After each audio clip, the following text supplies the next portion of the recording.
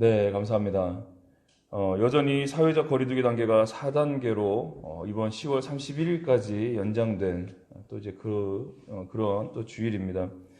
이런 상황에 오늘 본문을 통해서 우리가 얻어야 될 것이 무엇인지 더불어 깨닫게 되시고 결단되시며 실행하시는 그런 우리 삶 가운데 그러한 믿음의 행함이 있는 그런 시간이 되어주시기를 간절히 소망합니다. 자, 오늘 이 말씀의 배경은 이렇습니다. 하나님의 인도하심으로 이 이스라엘 백성들을 애굽에서 이끌어낸 이제 이 모세, 오늘의 이 등장하는 인물이 이제 모세입니다. 노예였던 이스라엘 백성들, 이제 고된 노역 가운데 마땅한 무기도 없었고 전쟁에 필요한 훈련도 이제 연마하지 못했던 이제 그 백성들을 이끌고 나왔던 그러한 인물입니다. 수백 년 동안 애굽의 노예로 살면서 그들은 하나님께 이 노예의 삶에서 해방시켜 주실 것을 하나님께 끊임없이 구했습니다.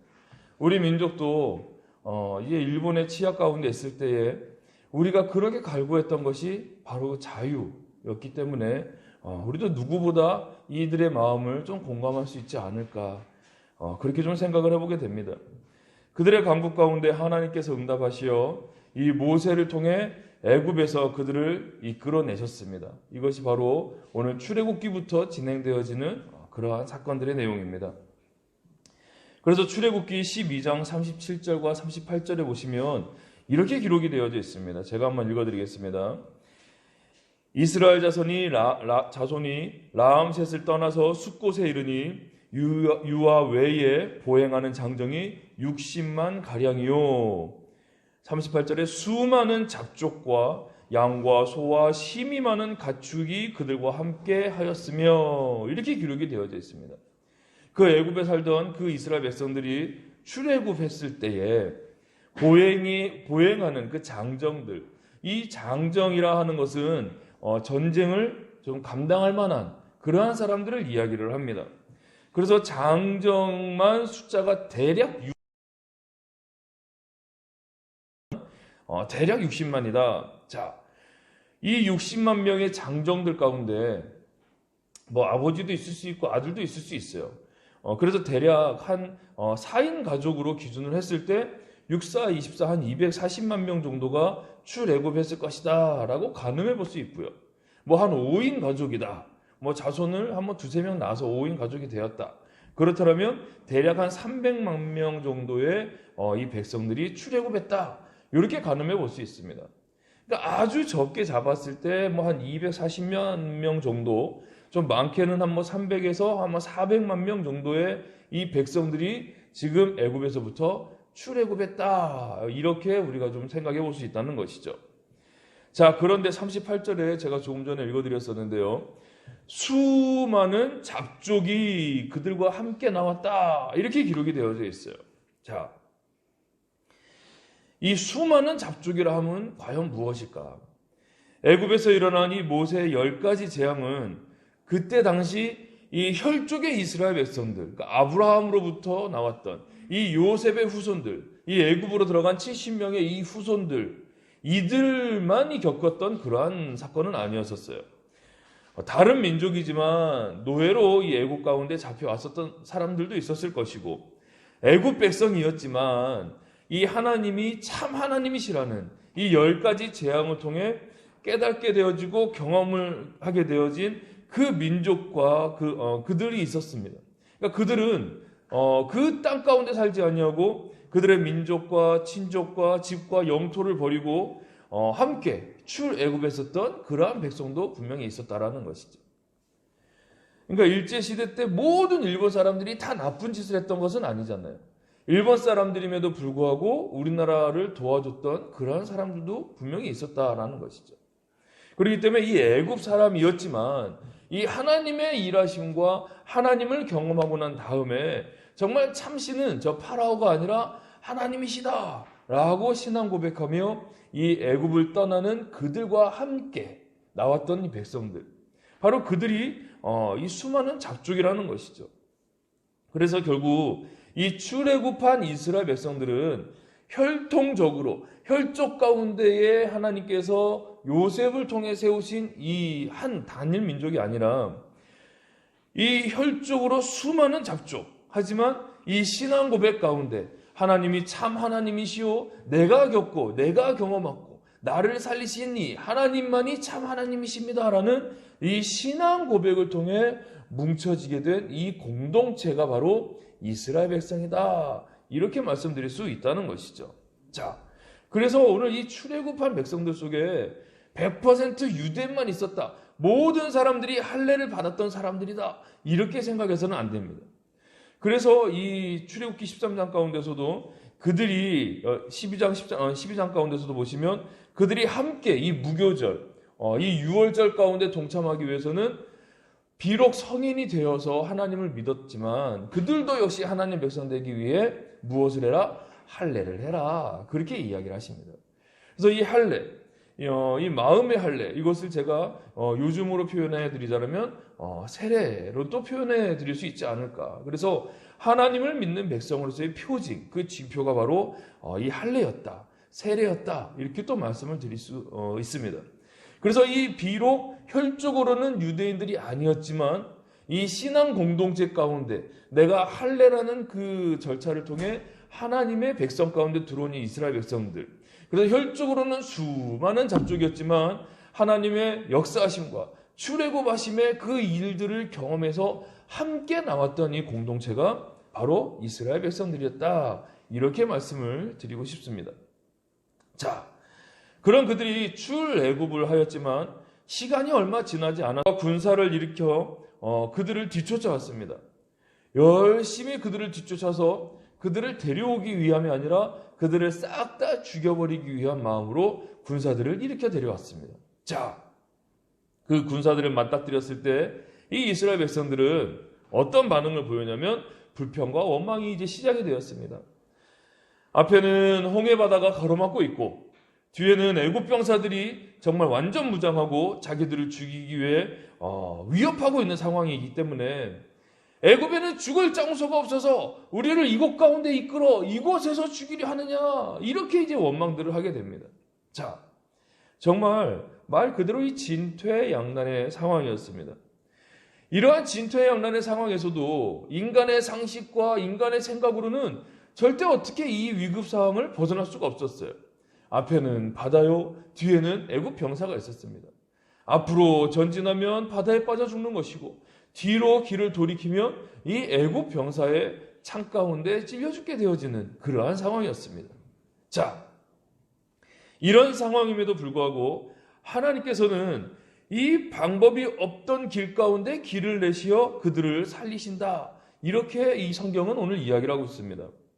어떻게 살리셨느냐? 홍해바다 가운데 좌우에 물벽으로 세우시고 밤새도록 동풍이 불게 하셔서 그 마른 땅을 내시고 그 백성들을 그 길로, 그 마른 길로 건너게 하신 사건을 우리는 성경 가운데 볼 수 있다는 것이죠. 자, 그러면 이러한 사건도 경험을 하고 지금 뭐 이 10가지 재앙과 숱하게 하나님이 인도하신 가운데 있었던 이 일들을 보시면 정말 많은 사건들을 경험을 했죠.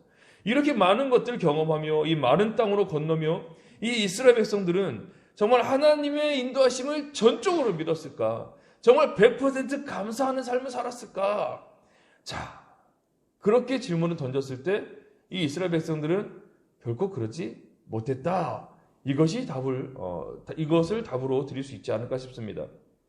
자, 왜냐하면 하나님께서 언약하신 그 가나안 땅 가운데 이제 모세가 각 지파에서 한 명씩 지휘관을 뽑아 그 가나안 땅으로 정탐꾼을 보냅니다. 왜냐? 그 땅에 어떤 사람들이 사는지, 정말 어떤 지형인지 그 땅을 좀 알아야만 그 땅을 이제 정복할 수 있기 때문에 그 땅 가운데 정탐꾼을 보냅니다. 40일 동안 그 땅을 정탐하며 이제 똑같은 것을 보고 똑같은 것을 경험하고 그 12명의 정탐꾼들이 와서 모세에게 보고를 하는데 좀 상반된 그러한 반응의 보고를 합니다. 자, 이 12명의 정탐꾼 가운데 10명은 무엇이라 말하냐면 맞습니다. 그 땅은 정말 풍요합니다. 그래서 포도알이 우리 사람 머리만 하고 정말 먹을 것도 풍족하고 정말로 그 땅은 비옥하고 정말 언약되어진 그 땅이 맞더이다. 그렇게 이제 보고를 합니다. 자, 그런데 그렇게 비옥한 땅, 그렇게 복된 땅, 젖과 꿀이 흐르는 땅은 맞지만 그 땅에는 네피림 후손인 아낙 자손의 거인들이 있기 때문에 우리가 그들 앞에 서면 우리는 메뚜기와 같습니다. 그래서 그것은 그림의 떡입니다. 좋은 땅은 맞지만 그 땅에 이미 정착하고 있는 그 민족은 우리가 능히 해볼 만한 그러한 사람들이 아닙니다. 이렇게 10명이 반응을 합니다. 자, 그랬을 때 유다 지파 여분네 아들 갈렙과 이 에브라임 지파 눈의 아들 호세아, 즉 이제 여호수아가 무엇이라고 이야기하냐면 아닙니다. 우리는 능히 그 땅을 취할 수 있습니다. 그렇게 이야기합니다. 그래서 우리가 그 땅을 들어가기만 하면 됩니다. 그렇게 보고를 했을 때 맞아 죽을 뻔했죠. 이 10명, 이 여론 가운데 이 백성들은 이미 동요가 되었습니다. 아무리 믿음의 눈으로 믿음의 고백을 했던 이 갈렙과 이 호세아, 여호수아의 고백이 보고가 있었지만 이들의 이야기 가운데는 귀를 기울이지 못했다라는 것이죠. 이미 하나님께서 많은 역사를 하셨고 이미 이 땅 가운데 지금 이곳 가운데 인도하신 하나님의 이 섭리를 경험함에도 불구하고 이들은 그 언약된 땅이 있지만 결코 우리는 그 땅을 능히 감당할 수 없다. 이 자기들의 사고 가운데 묵혀서 하나님을 불신하게 되어지는 그러한 결과를 초래하게 됩니다. 자, 그래서 그들이 이렇게 부정적인 이야기로 그 여론이 형성되었을 때 하나님께서 이렇게 말씀을 하십니다. 민수기 13장 34절 또 35절에 이렇게 기록이 되어져 있는데요. 너희가 정탐한 이 40일, 그 40일 하루를 1년으로 하여 너희가 40년 동안 이 광야에서 방황할 것이다. 하나님이 이렇게 말씀을 하십니다. 그러니까 40일 동안 곳곳, 이 가나안 곳곳을 다 정탐을 하고 돌아왔죠. 그런데 그 길 가운데 하루를 1년으로 계산해서 딱 40년 동안 너희가 방황하고 너희들은 그 땅으로 못 들어갈 것이다. 그렇게 말씀을 하셨습니다. 우리가 이 사건만 바라볼 때에도 굉장히 중요한 사건이 있어요. 우리가 살아가면서 우리의 인생 가운데 상식으로 어떻게 이걸 넘어가 설 방법이 없는 일들을 분명히 맞닥뜨립니다. 내 힘으로 어떻게 감당할 수 없는 그러한 일 가운데 직면할 경우도 굉장히 많이 있습니다. 그럴 때 우리가 어떻게 해야 됩니까? 나는 할 수 없어. 나는 안 돼. 여기서 끝인가 봐. 이러한 포기들이 우리의 삶 가운데 많이 들어오죠. 이제 한 달여 남은 이 지금 수능을 앞둔 우리 특히 수험생들. 이제 한 달도 안 남았는데 나는 이제 끝이네. 수능 더 이상 어떻게 할 수가 없네. 이러한 자기 포기 가운데 있어지는 시간들이 이 30일 이전에, 30일 미만의 시간들이 많이 속출합니다. 우리의 이 상식, 우리의 어떤 삶의 경험들, 이것은 나의 이 사고 가운데 부정적인 생각을 주게 되어지는 것이고 나의 이 부정적인 사고의 틀이 한번 형성되어져 버린다면 하나님은 결코 나의 이 사고의 틀을 벗어나서 초월해서 역사하시지 않는다는 사실을 우린 분명히 아셔야 된다는 사실입니다. 아멘이십니까? 내가 이미 딱 이 틀과 기준을 딱 잡아놓고 나는 이것을 절대 극복할 수 없어. 나는 이것을 넘어설 수 없어. 라고 이 틀의 문을 닫아버리는 순간 하나님께서도 이 틀을 굳이 열고 역사하시지 않는다라는 것이에요. 이미 다 보여주셨어요. 내가 그 땅 가운데 그 땅을 너에게 줄 것이고 이 땅 가운데 너희들이 직접 들어와서 봐라. 그 땅이 얼마나 풍요로운 땅이며 너희들이 기대해라. 그것들을 소유할 것에 대해서 사모하며 기대해라. 이러한 마음으로 정탐꾼을 들여보냈는데 갔다 온 뒤의 반응은 우리는 할 수 없습니다. 라고 사고의 틀을 닫아버린 그 순간 그럼 너희들은 너희들의 믿음대로 광야에서 방황하다 죽어라. 이것이 그들의 결론이었다는 것이죠. 그래서 우리가 이 사건을 바라보며 깨닫고 결단해야 될 것이 무엇이냐. 아무리 내 현실 가운데 할 수 없다라는 이 현실이 딱 내 앞에 가로막혀 있을지라도 능히 하나님께서는 모든 것을 하실 수 있다라는 이 신앙 고백. 내 앞에 홍해바다가 가로막혀 있을지라도 하나님은 물벽을 세우시고 마른 땅을 내사 나를 그 마른 길로 인도하실 리가 하나님이시다라는 이 믿음의 고백을 우리는 하나님께 올리며 하나님만을 전적으로 신뢰하고 의지하며 나가실 수 있는 그러한 귀한 삶이 되어지시기를 간절히 소망합니다. 자, 이렇듯 하나님의 일하심과 역사하심을 경험하며 이 출애굽한 이스라엘 백성들이었지만 눈앞에 이 풍요로운 가나안 땅을 직접 자기들이 보고 경험까지 했음에도 불구하고 그 땅에 사는 민족, 눈에 보이는 이 현실을 극복하지 못하고 부정적 신앙 고백을 하였을 때 그들은 40년 동안 이 광야에서 방황하다 결국 그 땅에 들어가지 못하고 그 광야에서 죽음을 맞이하게 되어지는 결과를 우리는 이 모세오경을 통해 바라볼 수 있게 된다는 것이죠. 자, 그렇게 광야에서 방황하다 죽음을 맞게 되어지는 출애굽 1세대. 그들은 애굽에서부터 하나님의 재앙과 역사하심을 경험하고 홍해도 건너고 만나도 공급받으며 그렇게 하나님을 직접 경험적으로 알게 되었지만 궁극적으로 이 믿음의 눈과 믿음의 신앙 고백을 하지 못했을 때 광야에서 방황하다 죽음을 맞이하게 되어지는 결과로 그들의 삶을 마감하게 됩니다. 자, 그리고 하나님께서 언약하신 그 땅으로 들어가는 출애굽 2세대. 자, 2세대. 비록 애굽에서 있었던 하나님의 역사하심과 일하심은 경험하지 못했지만 광야에서 나고 자라며 하나님의 이끄심대로 삶을 살아서 결국 하나님께서 언약하신 그 땅을 발로 밟으며 그 땅을 취하게 되어지는, 그 땅을 소유하게 되어지는 그러한 결과를 우리는 성경을 통해 바라보게 된다는 것이죠. 자, 오늘 이 본문은 가나안 땅으로 들어갈 그 백성들에게 모압에서 하나님의 언약을 다시 한번 상기시키는 이 모세의 이야기입니다. 설교라고 할 수 있겠죠. 자, 이 29장의 내용들, 많은 내용들이 나오는데요. 그 가운데 오늘은 우리 딱 5절 한 절만 우리가 좀 생각해 보기를 원합니다. 제가 다시 한번 읽어드리겠습니다.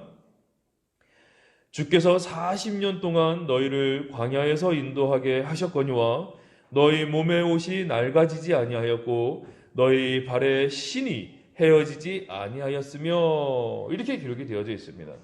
자, 여러분들은 지금껏 유례없던 이 코로나19를 겪으면서 어떤 생각을 하시게 되었습니까?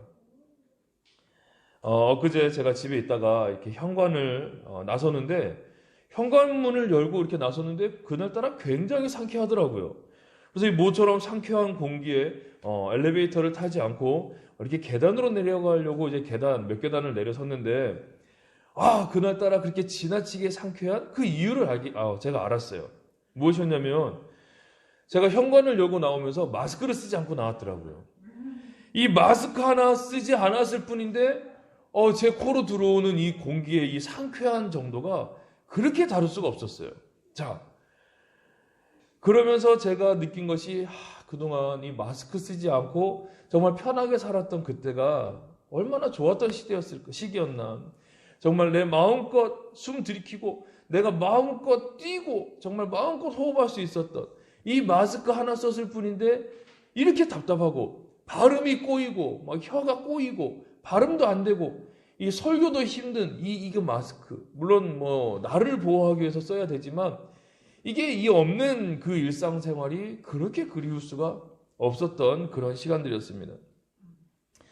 코로나19로 인해 우리의 삶이 너무나 많은 변화를 갖게 되었습니다. 편하게 만났던 사람들과의 식사도 못하고 마음껏 다녔던 장소도 사람들이 많이 모여있다 하면 가기를 꺼리게 되어지고 무엇보다 마음껏 하나님을 찬양하며 마음껏 예배하고 교제했던 우리 성도님들 간의 만남도 하지 못하게 된 이 상황들이 정말 안타깝다라고 생각하면서 많은 것들을 생각해 보지 않을 수 없게 되었다는 것이죠. 오늘 본문 말씀처럼 40년 동안 옷이 낡아지지 아니하였고 신이 헤어지지 아니하였다. 이게 여러분들 과연 믿어지십니까? 더군다나 광야예요. 바람도 불고 낮과 이 저녁, 이 밤기온 일교차도 크고 그리고 이 돌산, 이 흙길을 막 걷는 이런 상황에 옷이 낡아지지 아니하였고 신이 헤어지지 아니하였다. 자, 제가 아는 목사님께서 이제 캐주얼 구두를 하나 저에게 선물을 해주셨어요. 그래서 제가 이 캐주얼 구두를 선물 받아서 약 한 3년을 신었더니 가죽이 해져서 이제 얼룩덜룩하게 되었고요. 이제 좀 밑창이 좀 닳아가지고 이제 물 고인 곳을 이렇게 밟으면 물이 쭉 스며들어서 양말이 젖게 되어지더라고요. 제가 지금 그런 구두를 신고 다닌다고 뭐 자랑하는 건 아니지만 3년을 신으니까 이 캐주얼 구두, 아무래도 좀 밑에 쿠션도 있다 보니까 밑창이 좀 빨리 닳지 않았나 싶어요. 그런데 제가 이 신발을 신고 뭐 축구를 한 것도 아니고 뭐 격한 달리기, 조깅을 한 것도 아니고 그냥 일상생활에서 걸어 다니는 그 정도의 일상생활 가운데 3년 정도를 신었더니 이 신발이 그렇게 되었더라고요. 그런데 40년 동안 신었던 이 신이 헤어지지 않았다라는 거, 이것은 우리들의 상식을 뛰어넘는 하나님의 역사하심임을 우리는 분명히 아셔야 됩니다. 아멘이십니까? 아이고, 이거 뭐 문자적 해석이다. 이건 뭐 상징적 해설이다. 아이고, 뭐 이 여러 가지 이야기들을 하실 수 있어요. 하지만 저는 분명히 오늘 성경 있는 그대로 우리가 좀 생각해 봐야 될 문제다. 저는 그렇게 좀 숙제로 던져드리고 싶습니다. 자, 이러한 하나님의 역사하실 가운데 하나님의 공급하심과 하나님의 보호하심이 있었지만 이 출애굽한 백성들은 모세에게 이러한 불만과 원망도 쏟아냈습니다. 민수기 11장 5절 보시면 제가 또 읽어드리겠습니다. 물론 이제 출애굽 1세대의 이제 그 이야기이긴 합니다. 우리가 애굽에 있을 때에는 값없이 생선과 오이와 참외와 부추와 파와 마늘들을 먹은 것이 생각나거늘, 이렇게 모세에게 원망합니다. 광야에 나왔더니 맨날 매일 똑같은 만나만 주십니까? 우리가 값없이 생선도 먹었고 오이도 먹었고 부추도 먹었고 파와 마늘도 먹었습니다.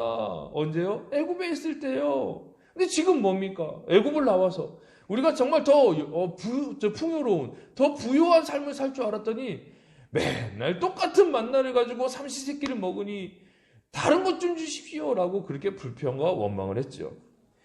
결국은 이들의 이 원망 가운데 또 하나님이 응답을 해주세요. 그래서 어떤 고기를 먹여주시냐면 메추라기를 또 보내셔서 만나와 메추라기로 그들이 또 이제 영양을 보충할 수 있게 그렇게 또 하나님께서 은혜로 채우심을 바라볼 수 있다는 것이죠.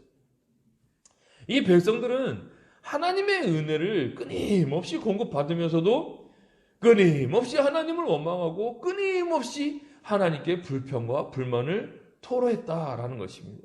자, 40년을 광야에서 살며 하나님께서 날마다 공급하시는 이 메추라기와 만나로 건강을 유지하고 옷도 낡지 아니하고 신발도 헤어지지 않음을 경험하는 것 그 자체가 하나님의 살아계심을 경험하는, 일상에서의 하나님의 역사를 경험하는 삶을 바로 이 이스라엘 백성들은 살았다라는 것이죠.